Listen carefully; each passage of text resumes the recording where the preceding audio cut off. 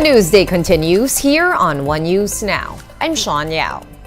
The provinces of Cagayan and Isabela are beginning to feel the wrath of Super Typhoon Egay. Let's get the details from Dave Abuel, who's joining us over the phone from Isabela. Dave, what is the situation there right now? How is the weather?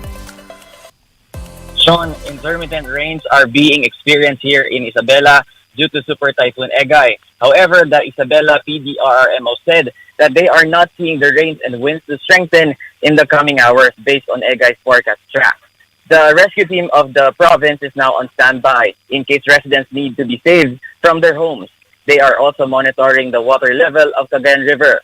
In Santa Ana, Cagayan, heavy rains and strong winds were experienced due to Egay. Because of this, 55 families were evacuated from 5 barangays in the area. But before the Super Typhoon's onslaught, fisher folks were able to save their boats. Some residents also fixed their roofs to prepare for the heavy rain. Their windows are now tied and were blocked with wood. A liquor ban is also in place in Santa Ana as long as Super Typhoon Egay is within the Philippine area of responsibility. Sacks of rice are now ready for residents in Lalo, Cagayan. Aside from this, food packs were also prepared for affected residents. The Philippine Coast Guard is strictly monitoring the towns of Santa Ana, Claveria, and Apari for the onslaught of Egay. Classes and work in government offices have been suspended in the whole province of Cagayan, but power outages are being experienced in some parts of the province.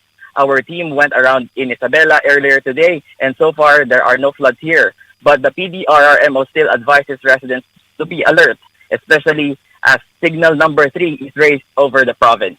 Sean. Right, do stay safe over there in Isabela as you continue to go around. That was News 5's Dave Abuel over the phone. Thank you, Dave. And as we have been reporting, some parts of Luzon were submerged in floodwaters from the heavy downpours triggered by Super Typhoon Egay. Last night, several areas in Rizal Province saw knee-deep floods. Because of this, some residents had to be taken to evacuation centers in the towns of Teresa, Binangonan, and Baras. In Occidental Mindoro, residents of San Jose also endured flooding due to incessant rains. One resident said that floodwaters started to rise at around 7 o'clock in the evening of Monday, July 24. And at the country's ports, the Philippine Coast Guard is reporting stranded passengers and vessels. At 4 a.m. today, over 8,000 passengers, truck drivers, and cargo helpers in Philippine ports are still stuck. Some 1,500 rolling cargos and at least 27 motor bangkas have not been allowed to sail due to heavy rains and strong winds. Another 86 vessels and 61 motor bangkas are currently anchored until the weather improves. And in Bicol, PHIVOLCS is warning of possible lahar flows if rains from Super Typhoon Egay do not let up. We have our Jenny Dongon over there to report to us over the phone from Albay. Hi, Jenny. How is it going over there? What's the latest from your end? Sean, the provincial government of Albay is on heightened alert due to a possible lahar flow around Mayon volcano brought by the heavy rainfall from Super Typhoon Egay. This morning, the Ginubatan LGU visited the ongoing desilting of lahar channels amid light to moderate rains with strong winds being experienced here since this morning.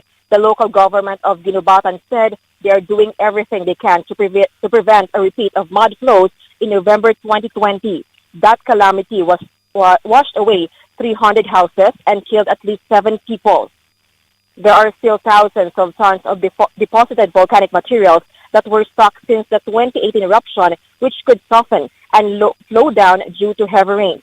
As of now, majority of residents living inside the 6-kilometer danger zone and near or living near river channels have evacuated last month. If heavy rainfall continues, barangay officials can order preemptive evacuation among its residents. Sean, so far, no flooding or lahar flow have been recorded. The LGU assures the public that there are enough relief packs for the province from the DSWD. Sean. Right, thank you so much for that update. That was News 5's Jenny Dongon on the phone from Albay. We're going to pause for a quick break, but we have more stories for you right after that. Stay with us here on One News.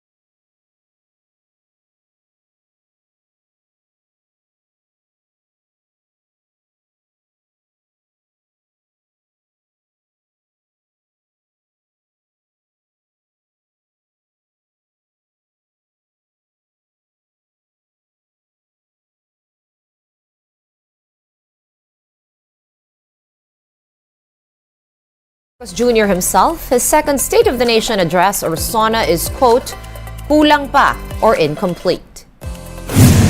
Right after his speech at the Batasang Pambansa yesterday, the chief executive told members of the media that he could have said more. Nevertheless, the president said that he is happy that he had something to report to Filipinos. Marcos Jr. added that the details of policies that he set forth in his second SONA will be fleshed out further by his cabinet secretaries. President Marcos received at least 60 rounds of applause during his SONA that lasted 71 minutes. There was just so much to go through. But I think we got most in. But we have the post-SONA interviews. So the details, the secretaries will do. Sir, happy naman kayo sa na-report yung achievement, sir? Kulang pa. Kulang pa, Kulang sir. pa. Anong kulang, sir? Anong kulang? Lahat kulang. Let's now take a quick look at today's other top stories. The Pinays have done it. The Philippines has scored a breakthrough win in the FIFA Women's World Cup after upsetting Team New Zealand. Serena Bolden scored the Filipinas' first ever goal in the 24th minute via a header off a nice cross. The Philippines also became the first to score among all World Cup debutants this year. New Zealand had a good number of attempts at the goal, but Filipina goalie Olivia McDaniel was always there to guard. President Bongbong Marcos has accepted the resignation of 18 police officers allegedly involved in the illegal drug trade. These are still part of the 935 courtesy resignations handed in by third-level officers or generals and colonels at the start of this year. In a State of the Nation address yesterday, Marcos Jr. has vowed to cleanse the police ranks by going after so-called unscrupulous members. And Senator Coco Pimentel wants to offer his colleague, Senator Amy Marcos, a slot in the minority bloc of the upper chamber. Pimentel cited the presidential sister's stance on pressing issues, saying that Senator Amy always asks the right and hard questions. Pimentel is also asking Filipino voters to elect independent lawmakers in the 2025 midterm elections, fearing that Senator Risa Ontiveros will be left as the lone minority voice. One News Now will be back at 6 p.m. with the day's latest stories. I'm Sean Yao. We are One News.